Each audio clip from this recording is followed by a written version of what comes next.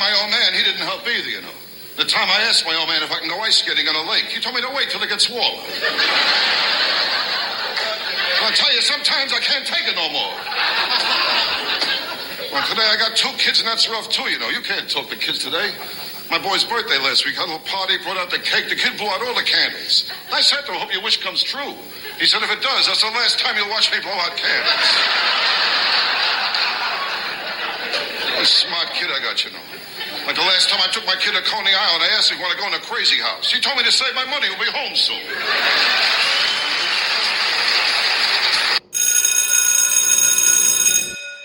Good morning. It's Tuesday, Ayn-Rand Tuesday, July the 25th, and this is The True Conservative. Welcome to all the butchers, bakers, and candlestick makers out there. I'm Ron, your host, and the only true conservative in the United States today. So today, after the Serenity Prayer and the patriotic song of the day, we'll have Hugh Hewitt, donating on spec, no free lunch, the rape of the mind, Fox News, Stars and Stripes, Alex-Epstein, Rep. Marjorie-Taylor-Greene, Liz Wheeler, Tucker Carlson, and the next chapter of Ayn Rand's book, Philosophy, Who Needs It? All that and more when I get back.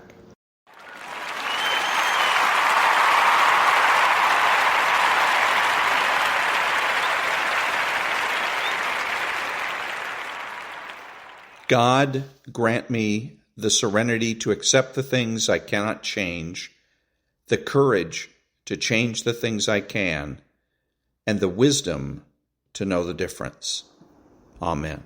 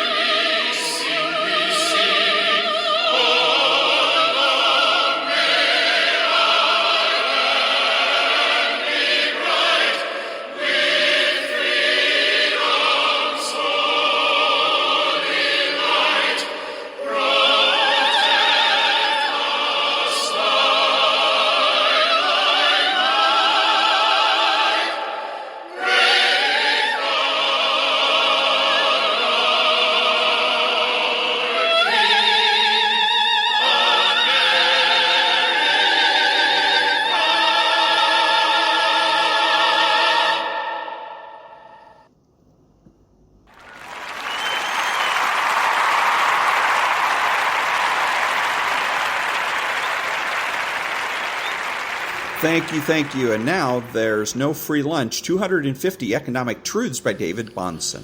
Economics is haunted by more fallacies than any other study known to man. This is no accident. The inherent difficulties of the subject would be great enough in any case, but they are multiplied 1,000-fold by a factor that is insignificant in, say, physics, mathematics, or medicine: the special pleading of selfish interests.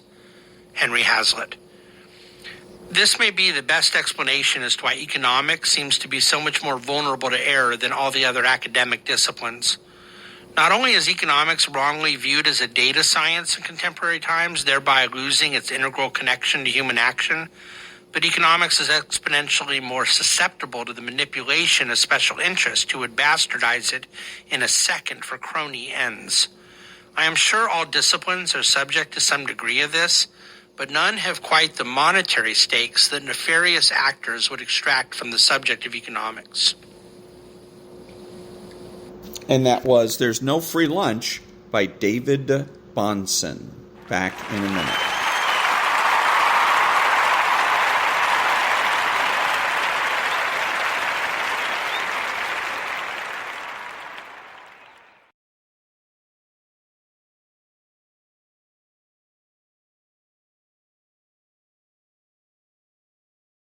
Thank you. And now an Ayn Rand quote.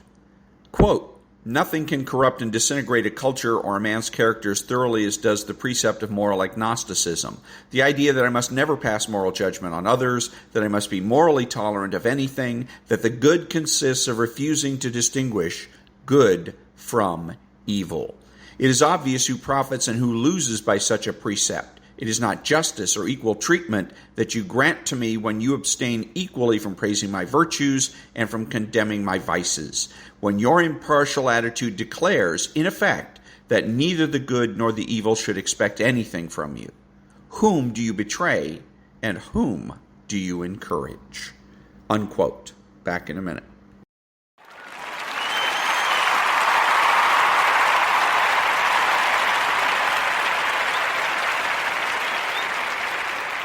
Thank you, and a quote from Ayn Rand. "It is the fear of responsibility that prompts most people to adopt an attitude of indiscriminate moral neutrality. It is the fear best expressed in the precept, 'Judge not, that ye be not judged.'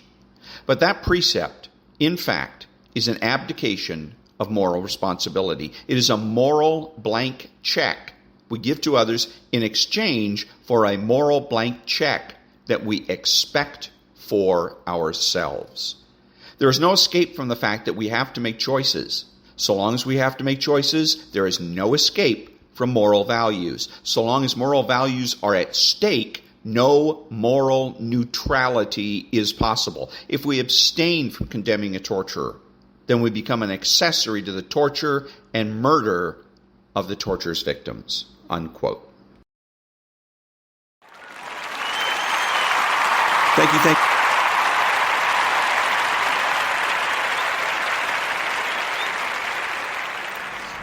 you. So I'm listening to Hugh Hewitt. Hugh Hewitt says that he wrote an article about the sweetheart deal, his words, that Hunter Biden got from David Weiss. I don't know. I don't know enough about the law to be able to say it's a sweetheart deal or not a sweetheart deal. I think if I was in his shoes and I was facing felonies and then the powers that be decided to charge me only with misdemeanors, and then I was going to go ahead and get probation or something like that, I'd be really glad. I'd be like, phew, feeling like I dodged a bullet there. But anyway, so he refers to it, Hugh Hewitt does, as a sweetheart deal, and he says it makes the sweetheart, it makes all other sweetheart deals look pale in comparison. Okay, fine. So then he goes ahead and says that Mr. Weiss, the guy that put this together, the prosecutor that put all this together, he says he doesn't know why he did this. Well, it's easy. It's not hard to figure out. You don't have to be a rocket scientist. This is what people do every day. It's called passing the buck. And it happens typically in, say, murder cases. Anything that's going to be fairly high profile in which the victims are likely to become is a sensitive case. Let's put it that way. What the prosecutor will do if he doesn't have enough evidence to bring against the defendant, instead of going to the victim's family and saying, "I'm sorry, we just don't have enough evidence at this time to bring the case. We're just going to have to wait until we do," what they will do is they will simply bring the case anyhow. And then what they're doing by doing that is putting the burden on the judge, and seeing if the judge will let the case proceed. If the judge strikes it down, well, then the prosecutor can go to the parents and say, "Don't look at me, go talk to the judge." The judge knows the same thing, unfortunately. He knows that if he strikes it down and says, "You don't have any evidence here, come back when you got more evidence," that he's likely to suffer some criticism from the victim's family. So he lets it continue, thinking, well, I'm just going to put it on the jury. And if the jury doesn't convict, I can tell the family, go talk to the jurors. So it's called passing the buck. It shouldn't happen. The prosecutor is about getting the truth, and if there's not enough evidence to prosecute, then you don't prosecute. Okay, there's no right to a prosecution. But anyways, so that's what Mr. Weiss is doing here as well. He figures, I don't care, I'm going to go ahead and I'll cut a sweetheart deal, because if I don't, I'm going to take a lot of crap from all kinds of different directions, from the Democrat Party, from the President of the United States. I may very well find it difficult to find a job. I might find it difficult to be able to practice law ever again. So I'm just going to pass the buck to the judge. I'm going to go ahead and okay a sweetheart deal and leave it in the judge's hands and let the judge make the decision as to bear the responsibility for this particular sweetheart deal. And so that's where things stand now. Now, if the judge okays a sweetheart deal, the judge is accepting responsibility for this. The judge is the one then that's going to have to take the guff for this, so to speak. Now, if the judge says no, I don't know if the defendants have an appeal. If they do, then what the judge could do tactically is simply say, you know what, I'm not going to approve this. This is no good. This is ridiculous on its face. No, disapproved. Come back with something else. And then the defendants go ahead and appeal, and if the appellate court overturns the judge's decision, then the judge can say, my hands are clean. I said no, but the appellate court says yes, so I have to do what the appellate court says. So we could be in store for something of that nature. Because again, the judge is under a tremendous amount of pressure at this particular point, and it shouldn't be this way, and it wouldn't be this way if we had a system in which the government recognized that it had no rights, and that its only job was to secure the rights of the people. But unfortunately, for the time being, we don't have such a system. We have a system of dueling rights in which judges are asked to decide whose rights are paramount, the rights of the government or the rights of the people. So that's where we stand with this. But we'll see what happens. I guess the decision is supposed to come soon, today or tomorrow. Mr. Hewitt didn't say. But that's pretty much where things stand. Back in a minute.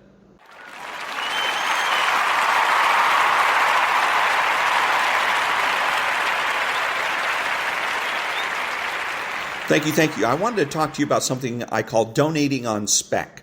Again, and I've talked about this before, but I'll talk about it again. We should all quit as voters, quit donating on spec. What do I mean by that? On spec means on speculation. The way that the donation psychology works is that they come to us, the office holders, and they say, oh, you should send us money so that we can do our job. Basically, that's basically the way it goes, right? And no, what I should do is say, you do your job, then come to me for a donation. The example that I'm going to use here is the Hunter Biden situation. They love to have hearings on Capitol Hill, endless hearings.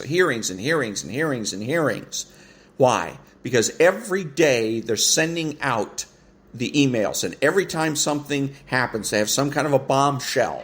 Boom, they drop the bombshell on Tuesday. Bang, out go the emails. On Wednesday, bang, out go the emails. Every day they can drag this out is of benefit to them, assuming that they can get people to then donate money to them on spec. They'll say, look what this guy said. Look what that guy said about Hunter Biden. You got to send us money so that we can stop the evil that is going on in Washington. And your response needs to be, my response should be, no, you do something, then come back and ask me for a donation. But I'm not donating on spec. Okay, so in this particular case, impeach. You already have enough evidence. The Republicans have more than enough evidence to impeach Joe Biden for corruption. Impeach him. Get the articles together, get the evidence together, send it to the Senate for trial. Once that's done, then send me an email, say, we did our job. We impeached Joe Biden. We deserve a donation. That I will listen to. Back in a minute.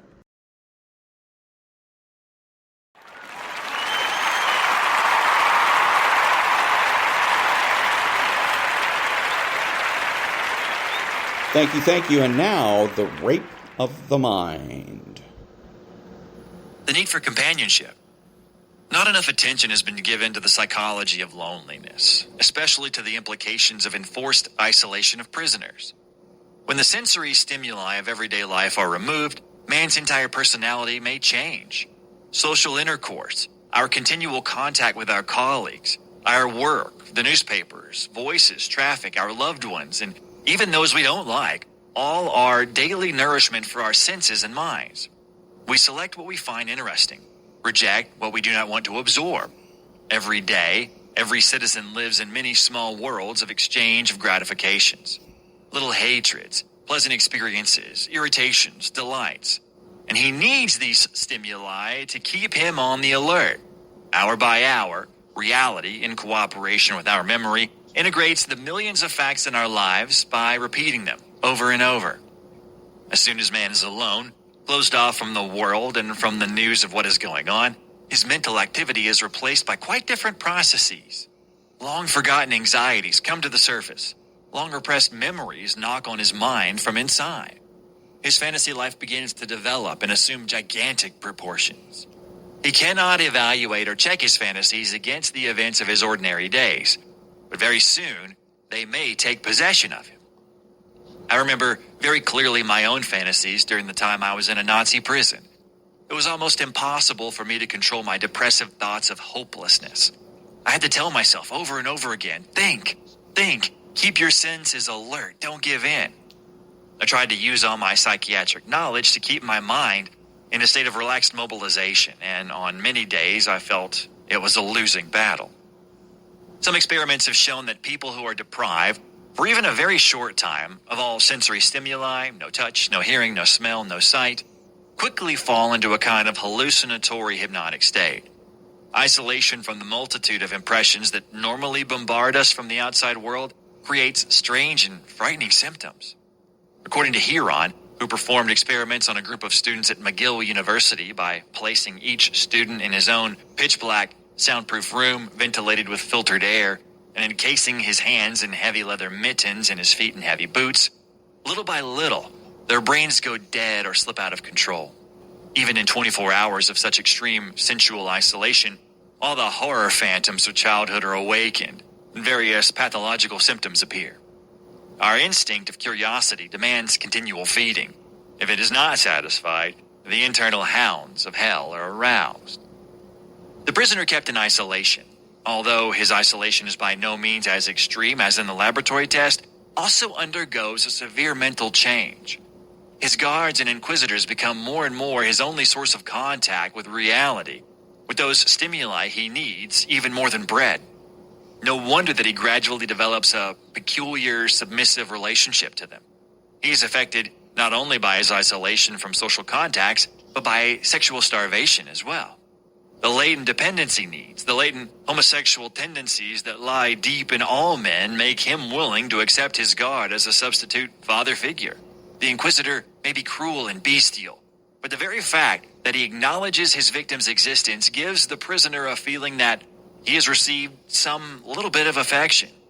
What a conflict may thus arise between a man's traditional loyalties and these new ones. There are only a few personalities which are so completely self-sufficient that they can resist the need to yield, to find some human companionship, to overcome the unbearable loneliness. During the World Wars, prisoners first suffered from a peculiar burning homesickness already called barbed wire disease. Memories of mother, home, and family made the soldiers identify with babyhood again. But as they become more used to the prison camp life, thoughts of home and family also created positive values and helped make the prison camp life less harrowing. Even the prisoner who is not kept in isolation can feel lonely in the unorganized mass of prisoners. His fellow prisoners can become his enemies as easily as they can become his friends. His hatred of his guards can be displaced and turned against those imprisoned with him. Instead of suspecting the enemy, the victim may become suspicious of his companions in misery. In the Nazi concentration camps and the Korean POW camps, a kind of mass paranoia often developed. Loneliness was increased because the prisoners cut themselves off from one another through suspicion and hatred. This distrust was encouraged by the guards. They constantly suggested to their victims that nobody cared for them and nobody was concerned about what was happening to them. You're alone. Your friends on the outside don't know whether you're alive or dead. Your fellow prisoners don't even care. Thus, all expectation of a future was killed, and the resulting uncertainty and hopelessness became unbearable.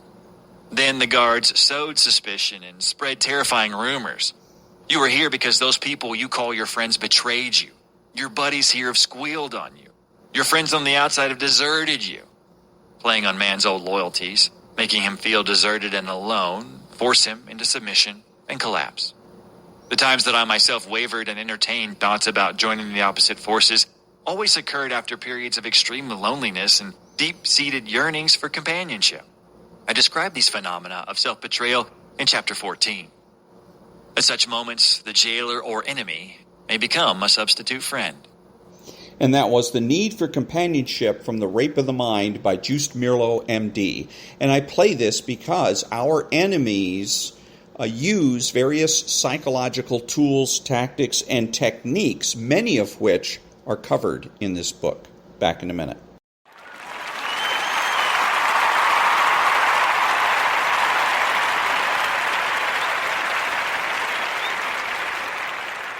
Thank you. And now, some Fox News. Let's bring in Fox News contributor Steve Hilton and Reform California Chairman Carl DeMaio. Gentlemen, great to have you both on here. Really, Carl, is all about parental input for the people in Temecula. You know this issue. This is about parental input, and let me just be clear. Gavin Newsom is a liar, and he's just a good old-fashioned schoolyard bully. He's trying to bully these school board members into disregarding parental input. He's trying to bully the parents into being silent because he wants his curriculum for grades kindergarten through 5. That's what we're talking about here. We're not talking about high school, right. Kindergarten through 5. This school board has followed the law, which requires parental input. They did not reject social study books. There are books already in place. They're voting tomorrow to ensure that the books are in place. But what they are saying is that the new books with the highly sexualized content will be too inappropriate for those ages, kindergarten through 5. I'm a gay Republican.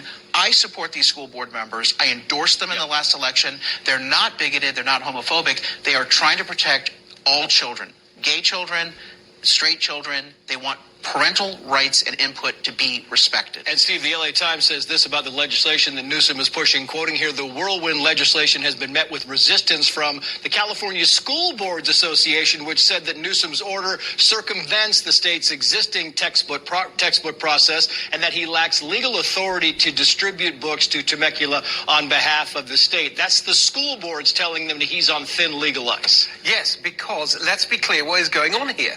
Just as with almost everything he does these days, it is all part of an audition to be president of the United States. Yep. That's what this is about. And this is a man who is presiding over a state that is pretty much falling apart. You have crime out of control, homelessness that shames us in the eyes of the world, a housing crisis, no one getting on the housing ladder, taxes and regulations driving people out of the state in droves. Just on the issue of education, California 50th out of 50 states on literacy, the worst in the nation. On math, what is the percentage that don't meet basic standards. 70%. When you look at the groups that the Democrats say they care about most, Latinos, 79% don't meet basic standards. When it's black kids, 84% do not meet basic standards. What is the governor doing? He's picking fights for a divisive culture war instead of fixing the actual problems that his state has. It's a great point. We talk a lot about Moms for Liberty kind of trying to take over the school boards across the country. Is it gaining traction, Carl? Do you believe this group is going to resonate come 2024 election time? I do, but I find it absolutely appalling, the level of dishonesty in most media outlets to claim that these moms and dads are bigots, they're hate-filled, they're anti-LGBT. No, they want to make sure that kids are given wholesome content, that they're not exposed to overly sexualized and controversial topics at a too young of an age. I talk to gay parents and lesbian parents who have children in these school districts. Even they, when they see the curriculum, I show them the curriculum. I say, you need to know what they're actually trying to put in front of your children.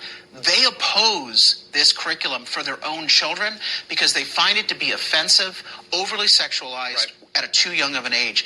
Now, the media refuses to actually show you examples of what we're disputing. Why? They know if you saw the content, you would overwhelmingly agree with the school board members, the parents, and Moms for Liberty. Like yesterday's IRS meeting, the teachers' unions could be galvanized by these groups. So your last thoughts on this, Steve? Well, exactly, because they're such a threat to them, because they are an absolutely mortal threat to the power that they have held the school system in with this iron-like grip, because they own the politicians. And here you have the parents saying, no, we've had enough of this.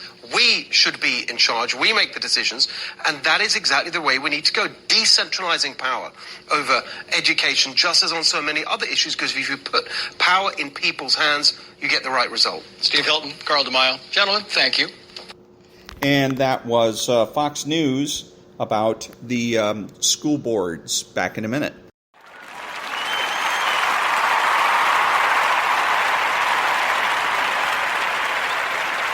Thank you. Now from the Stars and Stripes account on Twitter.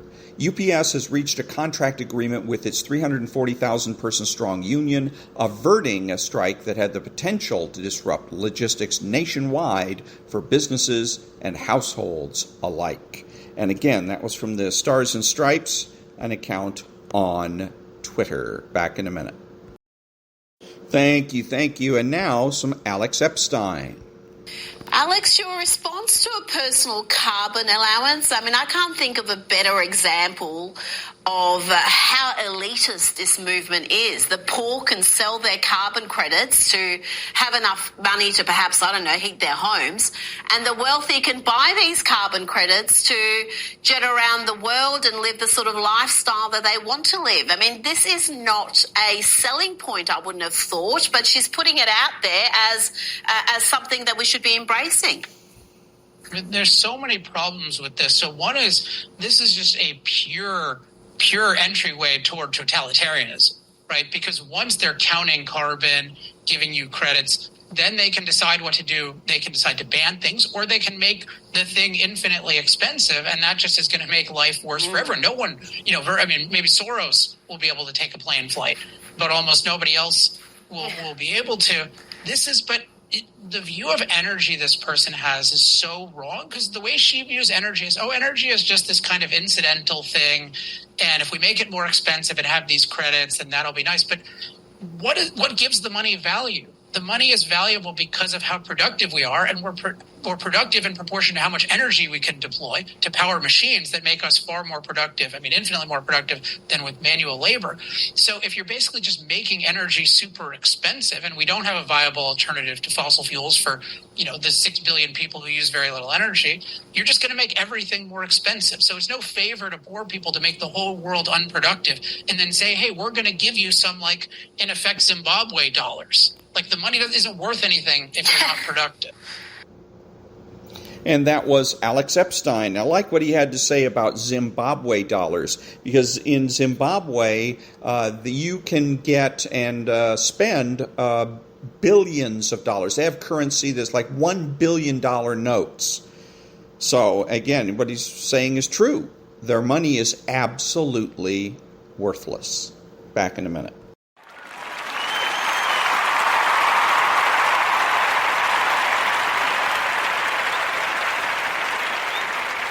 Thank you. And now, Representative Marjorie-Taylor-Greene. On January 21st, 2021, I introduced articles of impeachment against Joe Biden. And less than 2 weeks later, I was kicked off all of my committees by House Speaker Nancy Pelosi. They said it was for Facebook comments and replies and likes, but we all know the truth. It was because my articles of impeachment on Joe Biden were correct. He was indeed abusing his power as Vice President of the United States.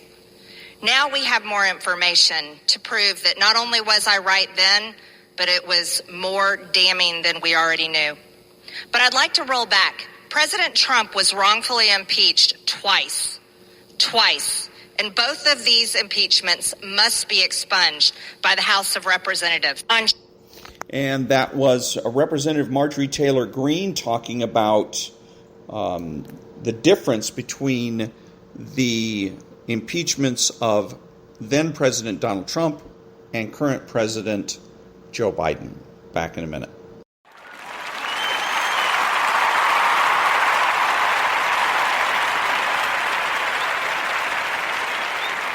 Thank you. And now, a little something from Liz Wheeler. There are 10 things that black students don't need. Number 1, we don't need affirmative action. Number 2, we don't need equity. Number 3, we don't need to be pandered to. Number 4, we don't need you to dumb down test scores in order for us to thrive. Number 5, we don't need a school system promoting victim mentality. Number 6, we don't need the soft bigotry of low expectations, as we have heard from other people. We don't need, number 7, critical race theory or intersectionality. Number 8, we don't need reparations or any more welfare states. Number 9, we don't need to be propped up as the darlings of the LGBTQ community. Number 10, we don't need white liberals telling us that they know what's best for us. And that was, from Liz Wheeler's Twitter account, a California parent talking to the school board and giving them 10 things that black students don't need. Back in a minute.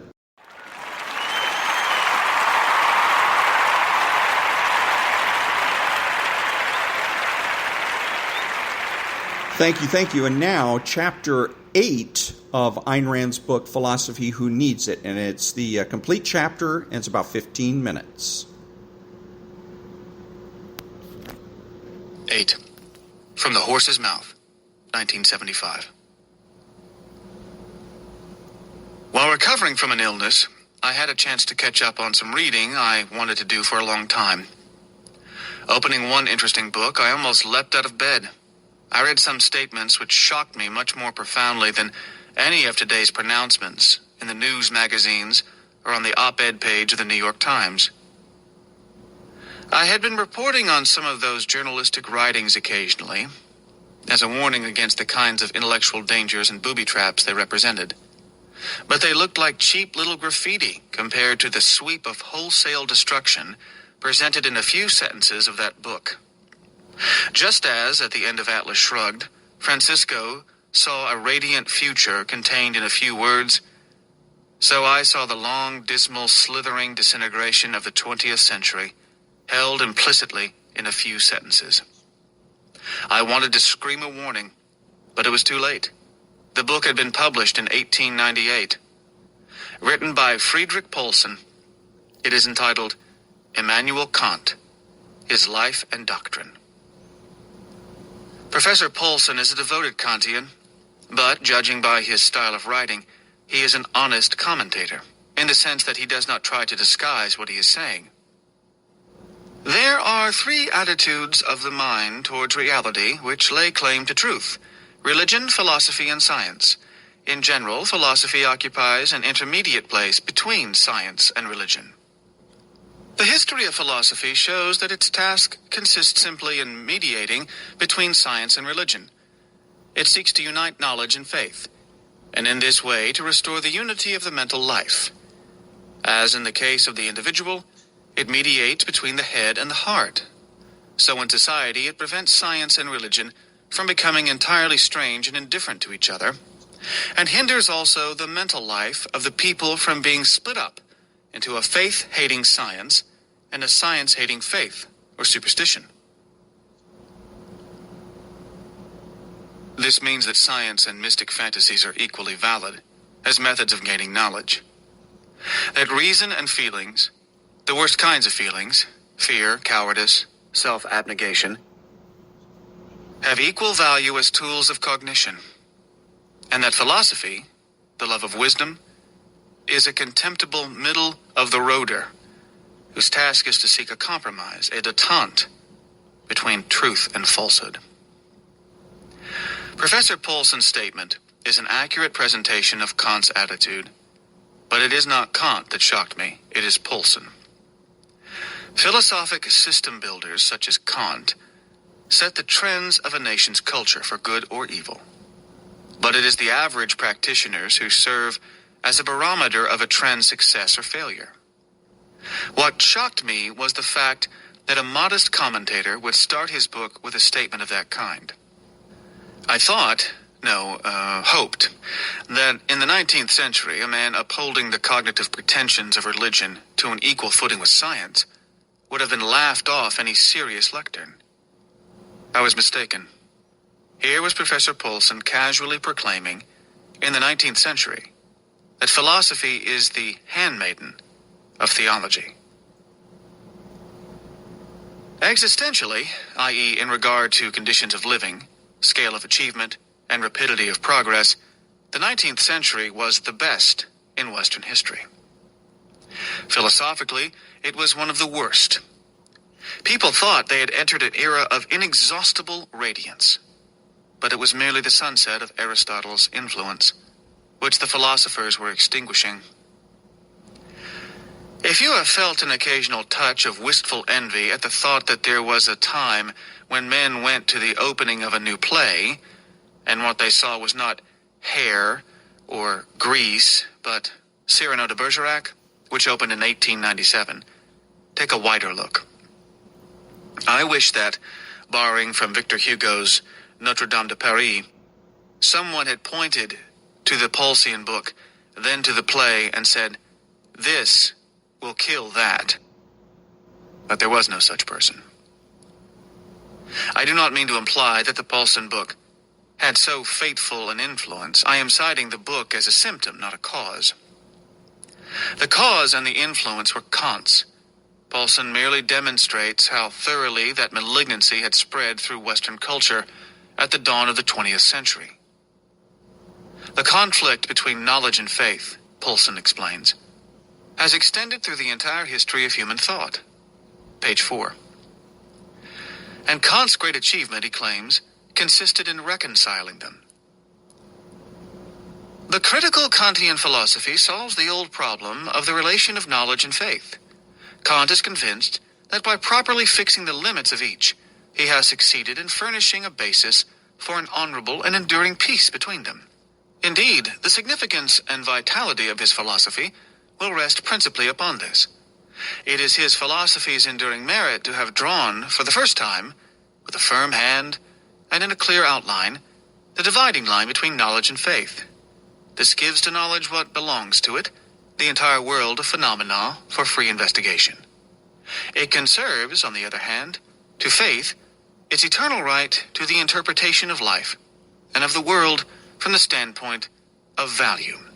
Page 6. This means that the ancient mind-body dichotomy, which the rise of science had been healing slowly, as men were learning how to live on earth, was revived by Kant, and man was split in two, not with old daggers, but with a meat axe.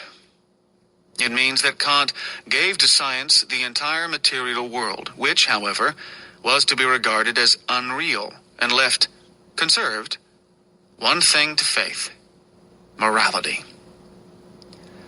If you are not entirely sure of which side would win in a division of that kind, look around you today. Material objects, as such, have neither value nor disvalue. they acquire value significance only in regard to a living being, particularly in regard to serving or hindering man's goals. Man's goals and values are determined by his moral code. The Kantian division allows man's reason to conquer the material world, but eliminates reason from the choice of the goals for which material achievements are to be used. Man's goals, actions, choices, and values, according to Kant, are to be determined irrationally, i.e. by faith. In fact, man needs morality in order to discover the right way to live on earth. In Kant's system, morality is severed from any concern with man's existence. In fact, man's every problem, goal, or desire involves the material world. In Kant's system, morality has nothing to do with this world, nor with reason, nor with science, but comes, via feelings, from another unknowable, noumenal dimension. If you share the error prevalent among modern businessmen and tend to believe that nonsense, such as Kant's, is a verbal pastime for mentally unemployed academicians, that it is too preposterous to be of any practical consequence, look again at the opening quotation from Professor Paulson's book. Yes, it is nonsense, and vicious nonsense, but, by grace of the above attitude, it has conquered the world. There is more than one way of accepting and spreading a philosophic theory. The guiltiest group, which has contributed the most to the victory of Kantianism, is the group that professes to despise it, the scientists. Adopting one variant or another of logical positivism, a Kantian offshoot, they rejected Kant's noumenal dimension, but agreed that the material world is unreal, that reality is unknowable, and that science does not deal with facts, but with constructs.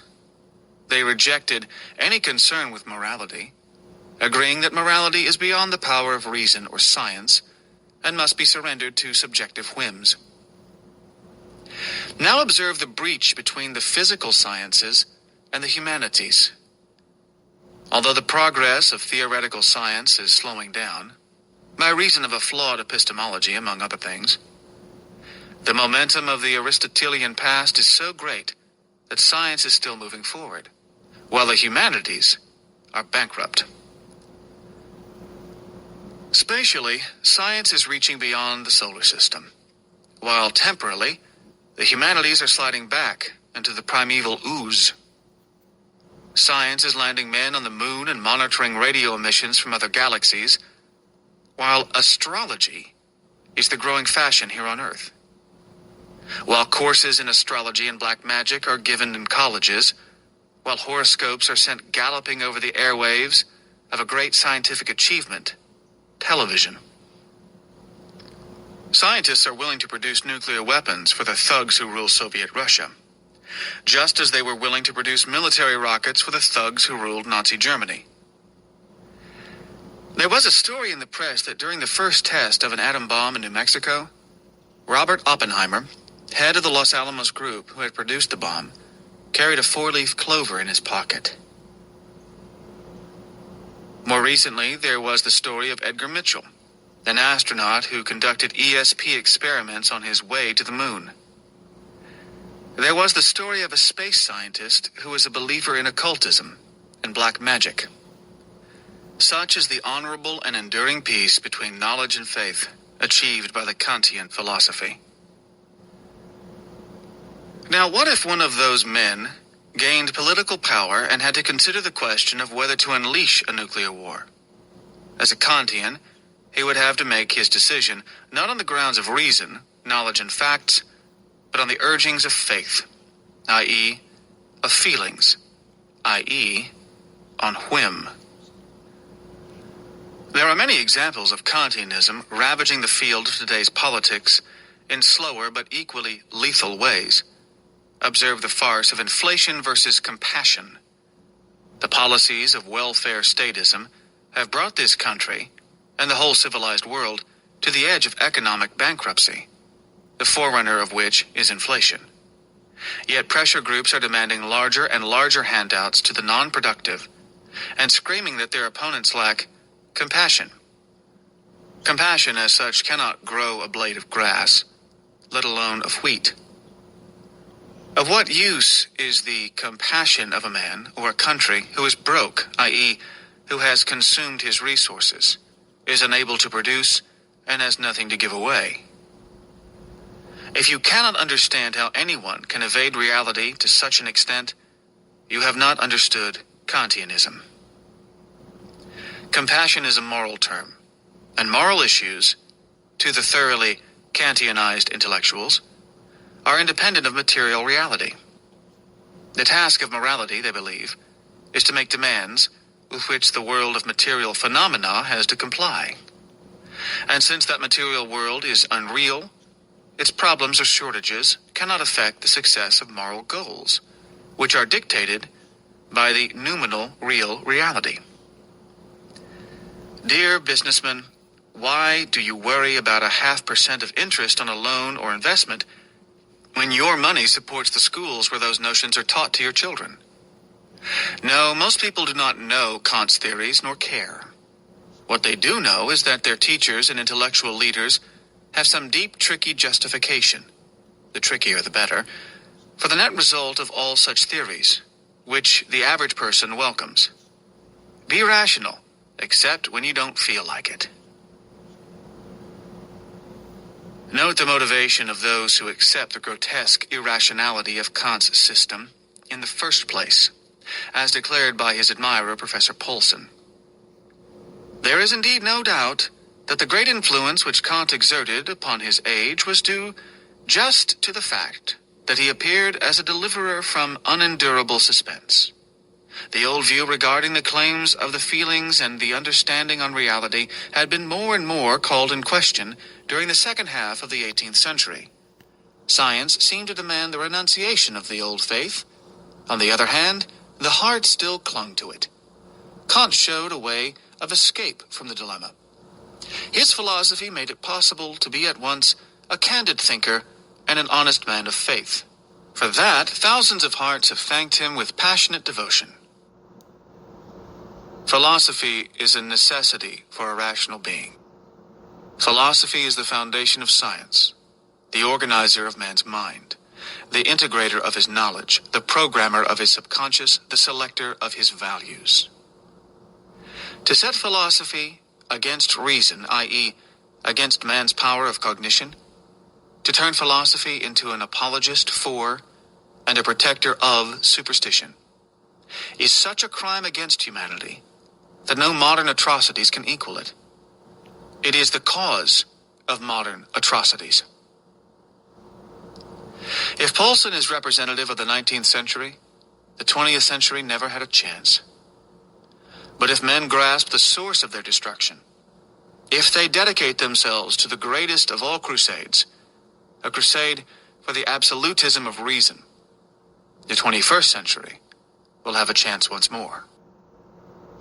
And that was Chapter 7 of the book, Philosophy, Who Needs It, by Ayn Rand. And Ayn Rand is, all of her books, she goes on and on about Immanuel Kant, insisting that he was basically the root of all philosophical evil. And she was wrong. The fact of the matter is, it was Descartes that was the root of all philosophical evil, because it was Descartes that told people to throw away 2,000 years worth of intellectual history and start over.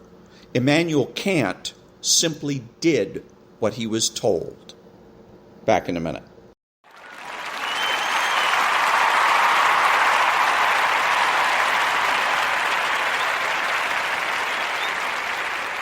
Thank you. I'm Ron, your host, and the only true conservative in the United States today, bidding adios to all of the butchers, bakers, and candlestick makers out there. And until next time, be honest, be smart, be beautiful, and remember that the left has no authority, no power, and they can't win.